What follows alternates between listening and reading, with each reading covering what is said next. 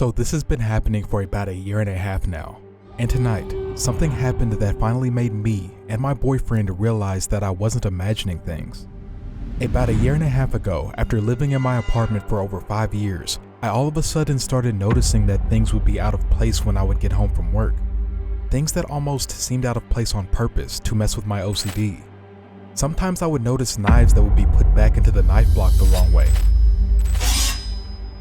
Or little ornaments that I would have around my house being turned to face the wrong way. Sometimes my clothes would be hung up in my closet the wrong way.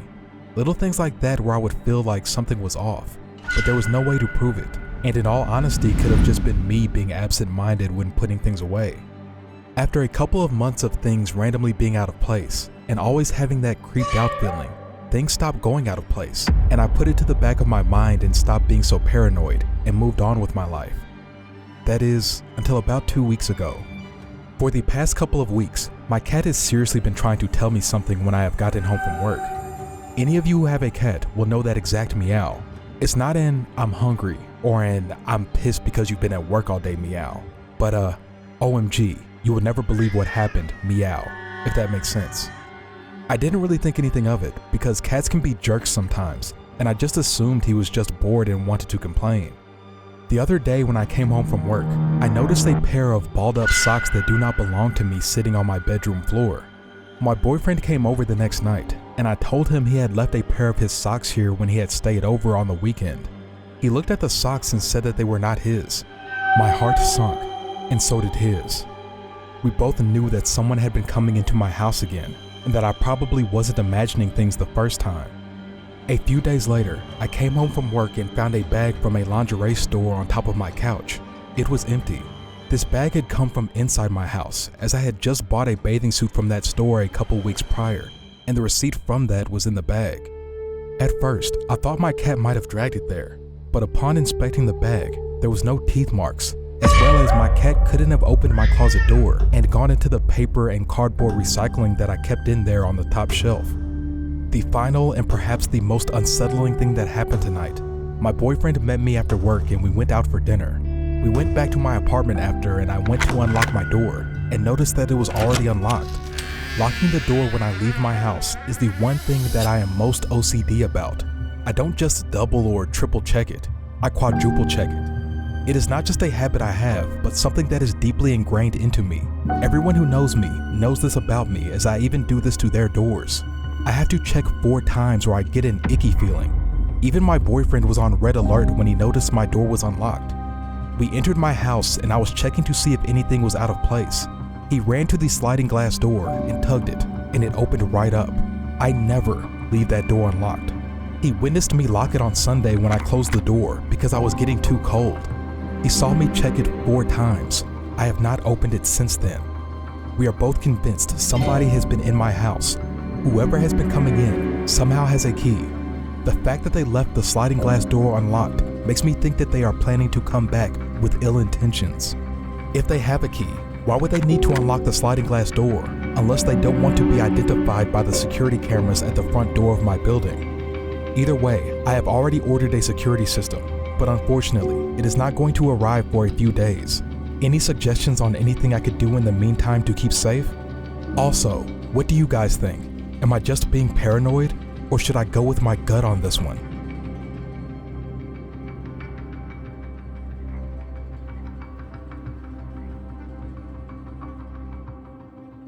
Toker was a pit bull Rottweiler mix and was the best dog I ever had. We adopted her when she was already an adult. It never occurred to me that she was a pit bull because she was just the sweetest, smartest, most loving dog. She hated cats but was fine with our cats. I had adopted a cat that came from a multi-dog household, and they took to each other and were best friends. She wouldn't leave the front yard without permission, and all in all was a very well-trained dog. What always baffled me was that when I would take her for walks, people would cross the street to get away from her. Since I knew her nature, it never occurred to me how fierce she looked. During the summer, I didn't have anything to do. I had no obligations and I was bored. There was no such thing as internet at that time, and television bored me, so I spent the predominant amount of my time reading. I would fall asleep reading, wake up the next morning or afternoon to the sound of a snow cone truck, and begin reading again. This was my pattern for most of the summer. My bedroom was at the front of the house. It was bright Pepto pink, and my curtains were sheer and white. My bedroom light was on most of the night, as I was constantly reading.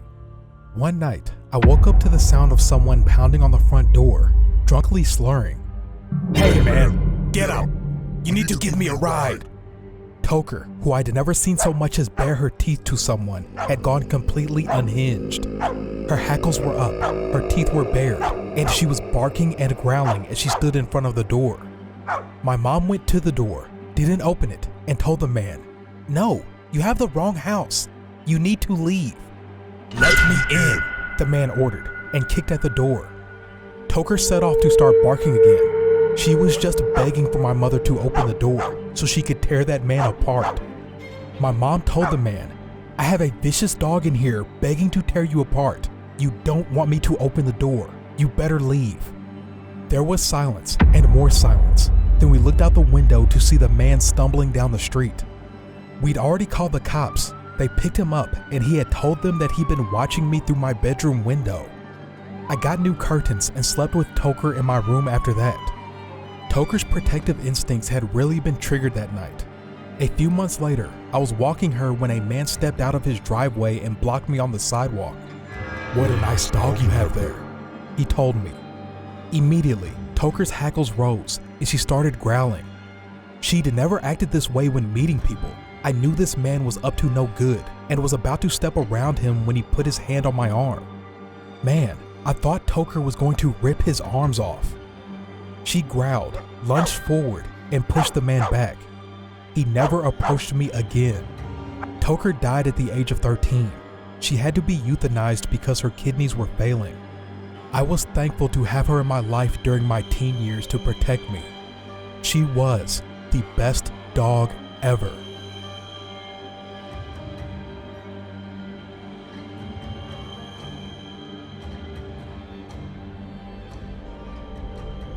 I live in a small city not too far from Edmonton, and recently there have been a series of armed robberies happening in and around the area. It's made me wary about walking alone at night, so I have found myself home at night more often than usual. It's not the worst, but I dislike having this feeling of unease, but I manage and make do. So today, my dad and his girlfriend were invited out to a party, meaning I had the whole house to myself. I pretty much had the evening planned out. Watch some episodes from my favorite soap opera, then switch it over to some classic horror films. So I said goodbye to them as they left and quickly loaded up the TV. It was not long after I started up the horror movie that I heard a knock at the door. It wasn't a regular knocking. If my TV had been any louder, I probably wouldn't have been able to hear it. Thinking it was nothing at first, I went over to the door without pausing the movie just to confirm. But to my surprise, there was someone at the door. I opened the door and there stood a slim man. He looked to be in his mid-30s, and that's all I can pretty much say. I'm not the best when it comes to describing people, and I didn't really go out of my way to analyze him at that moment. I couldn't even tell you if his jacket was gray or black. The man said he represented a security company and was going around my area to offer his company's services.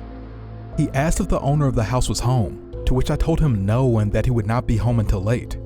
He then began giving me some quick information about his company, that it was the only one that was locally funded and that it's already being used in several homes on my street and that it's smart device friendly. He even showed me a laminated piece of paper that displayed all the different devices that could work with the security system. I told him that we weren't interested in having a security system at this time. He proceeded to ask me if my family leaves the house for long trips, which would be a great reason to get the security system. Looking back, this was a huge red flag, but I answered honestly that the house was almost never empty and that we never really went on trips. I also added that he could speak to my dad tomorrow if he was coming back. He told me his team would be leaving to another city tomorrow, thanked me for my time, then left. I went back to my movie and pretty much forgot about the visitor. My movie finishes and I decided to check my Facebook to glance the buy and sells. Near the top of my feed is a shared post that caught my eye immediately. What I read next made me completely freeze up. It was from a woman who had also talked to a representative from the exact security company I had been advertised. This guy knocked on her door softly too, which immediately caught my attention. She noted how the guy never gave his name or business card, something I didn't even realize happened for me until I thought back. Overall, she was very suspicious of the guy, so she asked him to wait outside so she can get a pen and paper to write down his phone number. When she returned, he was gone. The next door neighbor told her that they saw the man running down the road and into an alley. But the biggest fact this woman dropped, she contacted the security company. It does actually exist, and they told her that they didn't send anyone out to this city to go door to door. This shared post is blowing up, and it seems that it occurred to a lot more people than just me. Some people even showed video from their security cameras of these employees. There's definitely more than one person pretending to work for this company, one even being a woman, and a lot of strange activity being reported. One person going to the backyard without permission, another just standing in the front of the house like they're scoping it out. Knowing all of this now, it makes the entire encounter with this guy at my door terrifying. Was he scoping my house out too? Would he have tried something if I didn't answer? I also wonder, was he hesitant to try anything because I didn't pause my movie? For all he knew, I could have had a friend over. Luckily, nothing serious happened for the rest of the night, but I will be extremely cautious from now on. If there's one thing I would advise, be suspicious of anyone you don't know that comes to your house.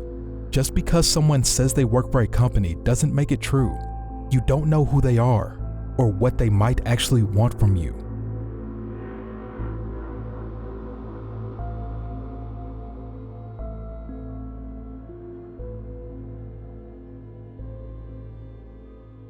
This happened well over 10 years ago, so I'll try my best to describe the events accurately. One of my childhood homes had a balcony that was attached to both my mother's bedroom and mine via big double glass doors in each of our rooms. Next to the balcony are two trees. One I often used to climb up and down from the balcony. This balcony faced out to the street. One night, when I was about 13, my brother and mother weren't home. I was reading in bed with a very dim reading light. I heard what sounded like something moving in one of the trees outside, but this didn't worry me as possums and bats are both common in our area. Now I had thin curtains on the glass doors that separated my room and the balcony. As mentioned previously, the doors faced out towards the street where the street lamp light was always visible through my curtains. Shortly after hearing the tree rustling noises, I see a shadow slowly moving past the doors, at which point I immediately turn off my reading light and freeze like a deer in headlights. The shadow is tall, so it wasn't one of the neighbor kids that I am friends with, and it wasn't my all of 5-foot mother. The person moved slowly, creeping as though they were trying not to be noticed. They wouldn't likely be able to see me in my room, but I could see them thanks to the street lights behind them creating a dark silhouette. They moved past my doors out of sight. I sat there, unable to move, or even think about what to do other than be absolutely still. That is, until I heard another sound. The sound of someone trying to open a glass door, my mom's doors to the balcony. I didn't know if she had locked them or not, but I wasn't taking any chances. I moved as quickly and silently as I could to my bedroom door and locked it. I listened for what the person was doing now. They were still jiggling the glass door handle, but it sounded like the doors weren't opening. I felt relief. This person couldn't get in surely. All I had to do was wait for them to realize that, and then they would leave, right? Well, I heard light footsteps move back along the balcony to my set of glass doors until I saw his shadow stop directly in front of them. Again, I froze. He couldn't see me. He couldn't know I can see him. I saw a shadow of a hand reach up to my door's handle, and my heart stopped. Had I actually locked those doors myself today? I was out there earlier. What if I forgot? The seconds leading up to him grabbing the handle felt like an eternity. But thankfully, when the person tried to open the door, it didn't open. It was locked. I sighed such a sigh of relief, I was worried he had heard it. After this, he began pacing the length of the balcony. I didn't have a mobile phone, as my mom thought me too young to have one yet, and the landline was on the other end of the house. But I was too scared to take my eyes off this person, even to call for help. I was silently crying, tears falling down my cheeks as I internally prayed they would just leave. Then I heard him stop moving. He then said, "I could just break the glass, you know." Before I could even process this, I saw car headlights turn around the corner of my street and then stop at our property gate. My mom was home. The person on the balcony moved out of sight, and I heard a loud thump as they jumped off of it. When my mom came inside, I was hysterical and was barely coherent in telling her what happened. Eventually I got the message across and she called the police. They never found or caught anyone, but a neighbor reported a truck in the street that matched the description of a truck that had been reported recently for attempted child abductions near my school a block away. Since I walked that short distance daily, the police suspected that he had followed me or seen that I lived there and waited for me to be alone. So, creepy dude who scared the hell out of a 13-year-old girl, let's never meet again.